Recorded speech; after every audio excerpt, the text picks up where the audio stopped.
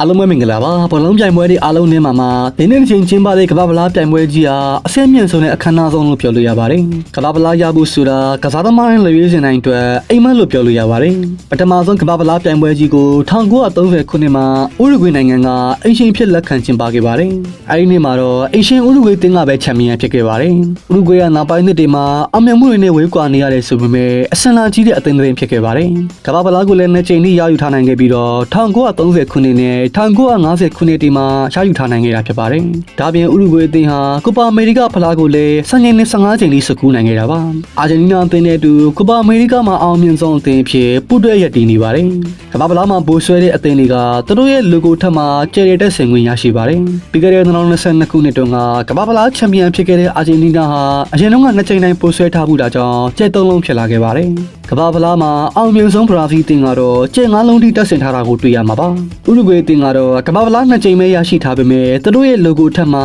ကျဲ4လုံးထိကိုတက်ဆင်ထားပါတယ်။ဒါကအကြောင်းမဲတော့မဟုတ်သလိုသူတို့စိတ်ထဲရှိတဲ့အတိုင်းတက်ထားတာမျိုးလည်းမဟုတ်ပါဘူး။1930ခုနှစ်ကမ္ဘာဗလားပြိုင်ပွဲကြီးမစတင်ခင်မှာအိုလံပစ်ပြိုင်ပွဲဆိုတာကအဆင့်မြင့်ဆုံးလို့ပြောလို့ရပါတယ်။အိုလံပစ်ပြိုင်ပွဲမှာပိုဆွဲခဲ့တဲ့အသင်းကိုကမ္ဘာချန်ပီယံအသင်းဖြစ်သတ်မှတ်ကြပါတယ်။ယခုနောက်ပိုင်းမှာသာအိုလံပစ်ဘောလုံးပြိုင်ပွဲတွေကိုတက်ပြီးအာရုံမစိုက်ကြတော့တာဖြစ်ပါတယ်။ဥရုဂွေအသင်းကဒီကမ္ဘာဗလားပြိုင်ပွဲကြီးမစတင်ခင်အိုလံပစ်မှာ2ချိန်ပိုဆွဲထားခဲ့ပူပါတယ်။1924 Paris အိုလံပစ်ပြိုင်ပွဲနဲ့1928 Amsterdam အိုလံပစ်ပြိုင်ပွဲတွေမှာပိုဆွဲထားနိုင်ခဲ့တာဖြစ်ပါတယ်။ဒါကြောင့်ကမ္ဘာချန်ပီယံအဖြစ်စုစုပေါင်း4ချိန်ထိဖြစ်ထားတယ်လို့သတ်မှတ်လို့ရပါတယ်။ဒါကြောင့်မဲသူတို့ရဲ့ logo မှာကျဲလေးလုံးတက်ဆင်ခွင့်ရရှိခဲ့တာပါ။ယခုနီးပြ EPS ကင်တွယ်နေတဲ့ဥရုဂွေအသင်းကဒီနေ့မှာအနေငယ်စိတ်ဝင်စားဖို့ကောင်းနေပါတယ်။ပြီးခဲ့တဲ့နှစ်တုန်းကကစားခဲ့တဲ့ကမ္ဘာဗလားခြေစစ်ပွဲစဉ်တွေမှာဆိုရင်ဥရုဂွေအသင်းကဘရာဇီးနဲ့အာဂျင်တီးနားလိုအသင်းတွေကိုတော့အနိုင်ယူပြနိုင်ခဲ့ပါတယ်။ယခုနှစ်ကိုပါအမေရိကပြိုင်ပွဲမှာဆိုရင်တော့ဘိုလီဗီးယားပနာမာ USA အသင်းတို့နဲ့တအုပ်စုတွေကြာရောက်နေပါတယ်။ဒါကြောင့်အဆင်လာကြီးမားတဲ့အသင်းတွေအနေနဲ့ဘယ်လောက်ထိအမြင့်ပြန်သွားနိုင်မလဲဆိုတာ